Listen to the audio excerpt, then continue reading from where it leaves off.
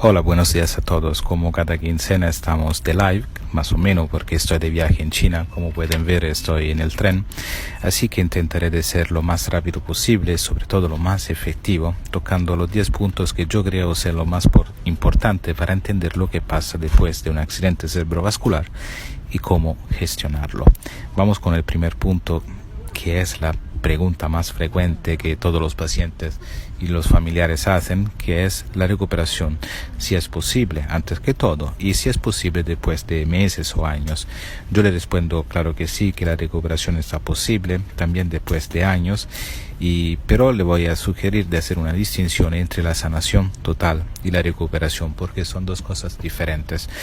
También la sanación está posible y la recuperación total. Yo también he tenido casos que son menos de los casos que han tenido una recuperación que no estaba total. Pero hay, así que esta esperanza debemos tenerla. Lo que le sugiero es de pensar en términos de recuperación y mejoras, porque esto es la mejor manera para lograr un objetivo y darse un objetivo sucesivo gradualmente, sin tener siempre en nuestra cabeza la sanación total. Esto fuera el segundo punto. El tercer punto, que parece banal, pero debo decirlo, no es banal ni por el paciente familiar y tampoco para el profesional. Este niño estaba un ángel antes de 2 minutos, ahora empieza a llorar. Vamos a ver qué pasa. El tercer punto que le estaba diciendo, que puede ser que le parece banal, es que el accidente cerebrovascular es una afección del cerebro, es una afección del sistema nervioso central, no de los músculos, ni tampoco de la parte del cuerpo que vemos que no se mueve. Está sana esta parte, como son sanos los músculos. El sistema nervioso central es hecho por nuestro cerebro y por nuestras neuronas. Cuando tenemos un daño en este sistema, se desarrolla una reorganización. Esta reorganización, como resultado, nos da lo que vemos como falta de movimiento o como espasticidad. Ahora, estaba importante decirlo, porque si entendemos que el accidente cerebrovascular daña el cerebro, sabemos que todas las actividades que debemos hacer debe ser dirigida al cerebro y no a la parte física. Cuarto punto, debemos entender por qué en los primeros 6 meses o el primer año tenemos una recuperación mayor y después tenemos una recuperación más lenta y menos evidente. No es propiamente así, porque en los primeros meses vemos otros aspectos neurofisiológicos que aparecen que no están relacionados verdaderamente a la lesión. Me explico mejor. El día después del accidente cerebrovascular estamos en la cama sin capacidad de movernos, pero esto no es el resultado de la lesión, porque hay también una parte acerca de la parte dañada que está involucrada en un edema. Las neuronas que están involucradas en estas edemas son sanas, no son dañadas, pero no están funcionando. Por esto que vemos una situación más grave de lo que es la situación actual. Y después lo que pasa es que tenemos una zona cercana a la lesión que está involucrada en otro proceso que se llama penumbra isquémica. La penumbra isquémica es una reducción del flujo sanguíneo.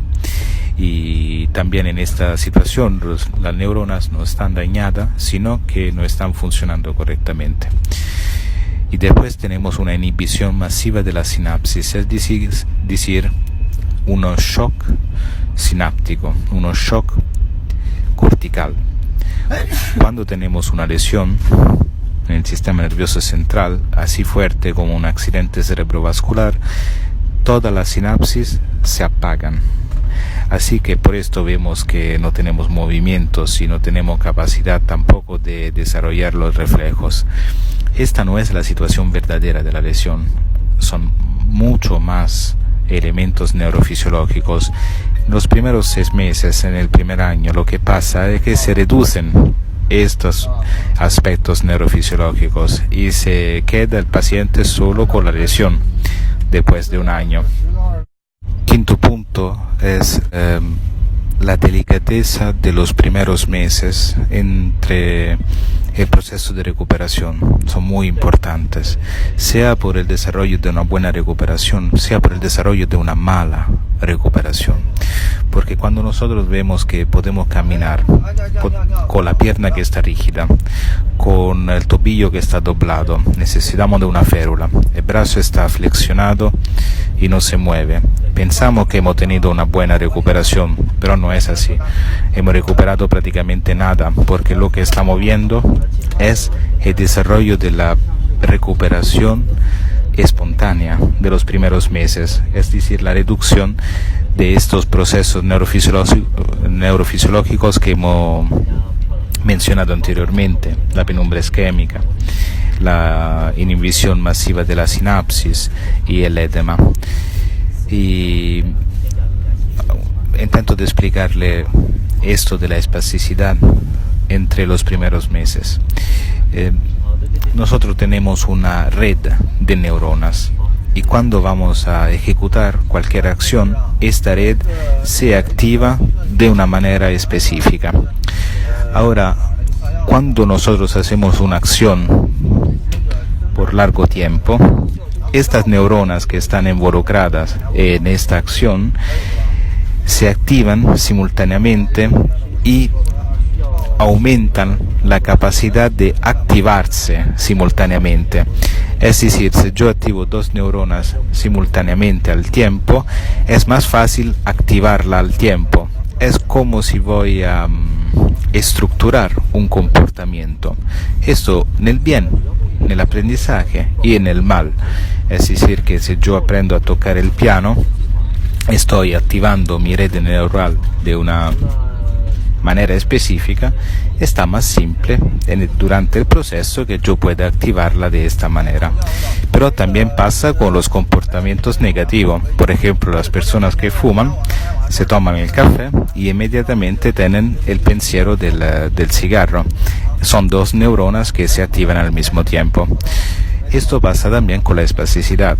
Si nosotros vamos a pedir al paciente que no tiene movimiento de intentar de hacer el movimiento del brazo para mover un objeto desde la derecha hasta la izquierda, pero esos movimientos son con el movimiento del tronco y con movimiento del hombro, nosotros estamos activando siempre las mismas neuronas, así que este comportamiento es muy difícil después de corregirlo. Así que, volviendo al primer punto, ¿está posible la recuperación después de años? Sí, está posible, pero claro, si entre estos años hemos hecho ejercicios que han desarrollado comportamientos maladaptivos, será más el tiempo que necesitamos para destructurar esos comportamientos. La espasticidad también es un aumento de los reflejos de estiramiento de los músculos, así que cuando un músculo se va a estirar, esto se flexiona más fuerte, y si nosotros vamos a hacer estiramiento, stretching, vamos a pedir siempre esfuerzos, este reflejo se va a aumentar y la espasticidad se pone más fuerte y después será bastante más difícil corregirlo. Vamos con el punto número 6. Siempre sobre la espasticidad, debemos entender, por lo que le he explicado anteriormente, que la espasticidad no está en el músculo. Es el resultado de una organización neural, no muscular. Así que cualquier solución que no está dirigida al sistema nervioso central no va a funcionar. Férulas, botulina, baclofene, son todas cosas que no le va a ayudar para recuperarse de la espasticidad. Yo voy a hacer mucha divulgación, voy a hacer mucha información, porque sé que esta espasticidad es algo que no debe por fuerza aparecer después de un accidente cerebrovascular, se puede evitar. Así que estoy contento cuando personas que han tenido el accidente después de 2 o 3 semanas pueden tomar provecho de estas cosas que decimos, porque le pueden ayudar a no ver aparecer esta espasticidad, porque después será un problema muy, muy difícil que cuidar. Vamos con el punto número 7. Esto es un problema cultural. Cuando explico estas cosas, sí, se entiende lo que digo, pero culturalmente está difícil hacerlas nuestras como cosas. Y esto es verdadero también por los profesionales, porque tienen una manera diferente de entender y interpretar el movimiento, el cuerpo y la recuperación. El movimiento lo debemos ver siempre como el resultado de un proceso que está más complejo de la simple contracción muscular. Es un proceso donde la percepción y la atención está involucrada. La recuperación debemos entenderla como un proceso de aprendizaje. No hay recuperación sin aprendizaje. Y el cuerpo, claro, el cuerpo que vemos que tiene dificultad después de un accidente cerebrovascular no es el cuerpo dañado. El cuerpo dañado es el cuerpo que está en el cerebro. Vamos con el punto 8. Espero que se sienta porque aquí son campeones mundiales de ruido. Yo también estoy haciendo un montón de ruido, pero no quiero dejarles sin el live de nuestra quincena. Vamos con el punto número 9. No, el punto número 8. Damos un poco de tiempo a esta señora. Ok. La propiedad de nuestro sistema nervioso central de reorganizarse es la neuroplasticidad. La neuroplasticidad es nuestra manera que tenemos para obtener cambios y mejoras en el paciente. No hay otras cosas, sino la capacidad de nuestro sistema nervioso central de modificarse a través de las experiencias. Ahora, ¿cuáles son los procesos neuroplásticos más importantes?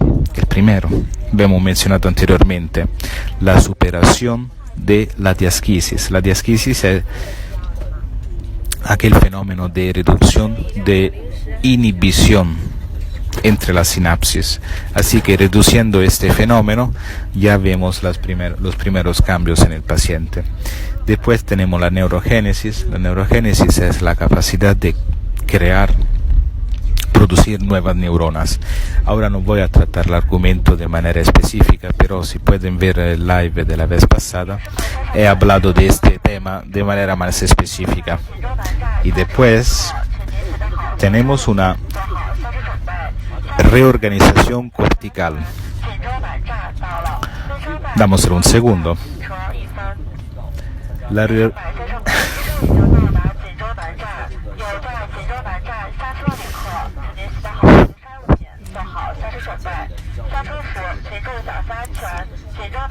It's long this time. La reorganización cortical es la capacidad de nuestro cerebro de reorganizar el mapeo que tenemos en nuestro cerebro. ¿Qué significa el mapeo?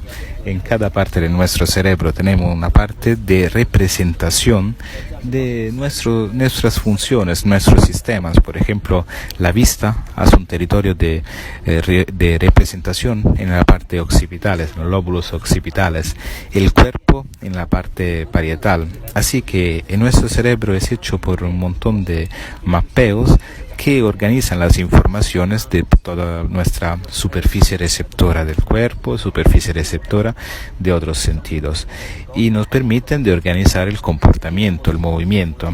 Ahora, cuando hay un daño en cualquier parte del cerebro, se hay una reorganización de estos mapeos. Le hago un ejemplo. Los ciegos tienen las áreas que organizan las informaciones visuales que están en silencio, están mutas, no se están activando, así que son ocupadas por otras áreas que son importantes por este proceso. Este es el live más raro que nunca hicimos, pero espero que se escuche y que sea interesante. La superación de la diasquisis, es decir, la inhibición de la sinapsis. la neurogénesis, la producción de nuevas neuronas, la reorganización corticales, son tres elementos que se desarrollan a través del aprendizaje. No hay una reorganización con movimientos repetitivos, sin la atención del paciente. Esta organización es solo el resultado de una experiencia consciente del paciente dirigida a un aprendizaje. Claro, nosotros debemos decidir qué le vamos a enseñar al paciente, si solo a ponerse de pie y intentar de moverse lo mejor que puede, o aprender a hacer movimientos que sean más evoludos. Estamos casi al final con la punto número 8, esto es el 8, la terapia. ¿Qué características debe tener la terapia? No debe ser muscular, claro, porque si no se va a aumentar la espasticidad.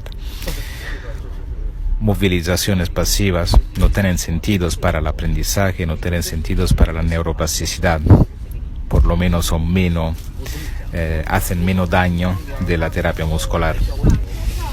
La electroestimulación, menos que nunca, tiene sentido, porque no es un problema muscular lo que tenemos.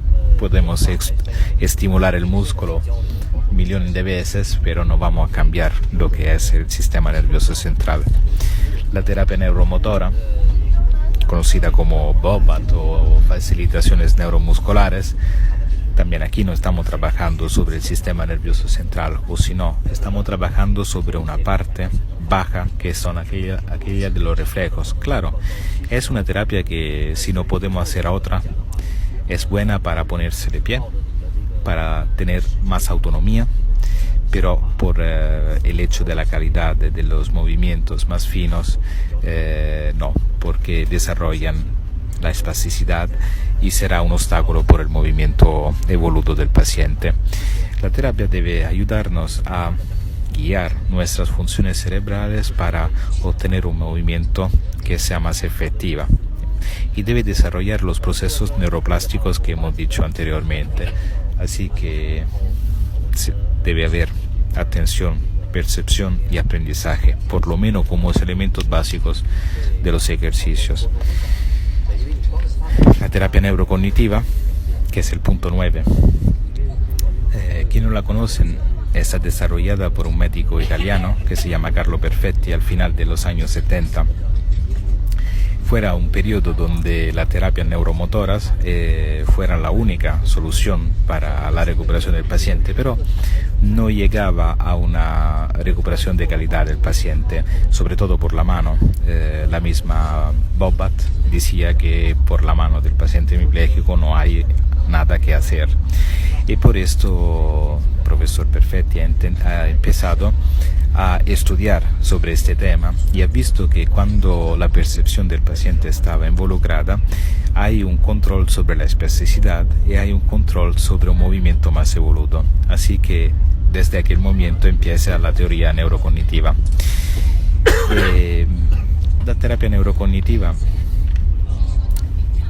es hecha por ejercicios, experiencias que le se da al paciente, donde está necesario para él reconocer, sentir su cuerpo y hacer operaciones a través de su cuerpo, desarrollando las funciones cerebrales como atención, percepción y aprendizaje, y aprendiendo a mover su cuerpo, su propio cuerpo, de una manera más evoluta.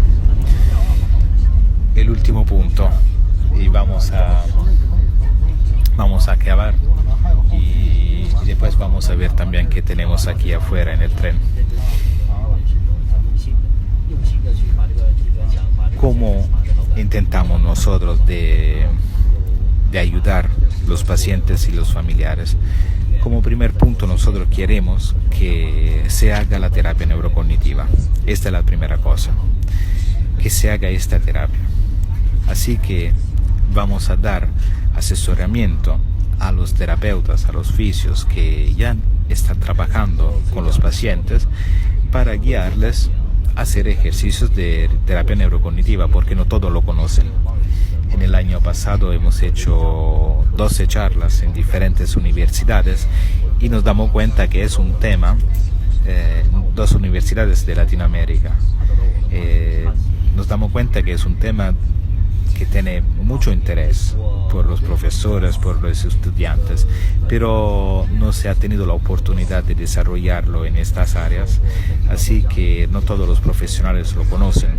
Y muchas veces encontramos profesionales que están trabajando con los pacientes y nosotros que los seguimos a distancia, que son bastante contentos de aprender una nueva terapia. Así que son dos cosas que estamos haciendo. Ayudamos al paciente a obtener una recuperación diferente y ayudamos al terapeuta, al profesional, a formarse en esta área. Claro, hay veces que el paciente no está trabajando con un profesional por diferentes razones, geográficas, económicas u otro. Así que el primer punto para nosotros es que el paciente haga rehabilitación neurocognitiva. Así que nosotros enseñamos a los familiares. Esto es lo que hacemos. Enseñar a los terapeutas como primero, que es la parte que nos gusta más, y enseñar al familiar si no hay la posibilidad de tener un profesional. ¿Y cómo lo hacemos? Lo hacemos a través de visitas en línea, vemos el paciente, vemos cuál es la situación y le vamos a dar ejercicios específicos. Como primera cosa tenemos la videoguía, que es un conjunto de ejercicios que hemos estudiado para la recuperación del agarre y del caminar. Los ejercicios que son más importantes. Es un comienzo, no son todos los ejercicios, así que después de las guías vamos a hacer una visita en línea, vamos a ver los aspectos específicos y después seguimos cada 15 días el paciente dándole ejercicios que sean más específicos por los logros que está obteniendo. Esta es nuestra manera. No es teleterapia porque hacemos la terapia en televisión o hacemos la terapia con el móvil.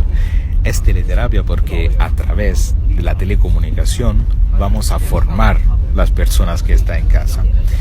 Y después tenemos como última herramienta también el grupo de soporte. Es decir, que cuando los pacientes y los familiares y el terapeuta hacen ejercicios en casa, deben enviarnos los vídeos de cómo lo están haciendo. Así que nosotros podemos corregir, podemos darles sugerencia. Esto es lo que hacemos.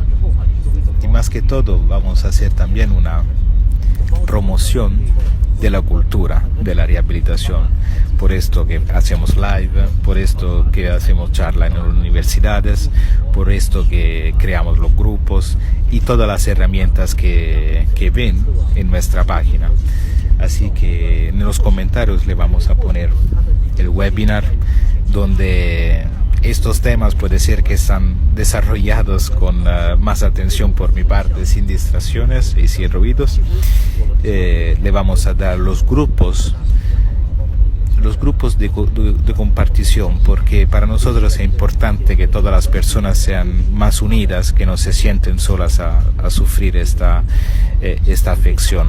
Así que por cada país hemos creado diferentes grupos y sería bueno que ustedes se van entre y tienen una actividad social más evidente, más fuerte, más importante. Quizás si le gusta también ver el grupo técnico que tenemos, el grupo de soporte donde vamos a dar asesoramiento a las familias y a los terapeutas, puede ser que le vamos a dar un acceso temporáneo, así que dar un vistazo, entiendes más lo que estamos haciendo, compañeros. Yo espero que sea entendible este live, que se ha visto algo. Vamos a ver qué hay afuera. Por ahora nada de interesante, pero esperamos que la meta sea buena. Buenas noches.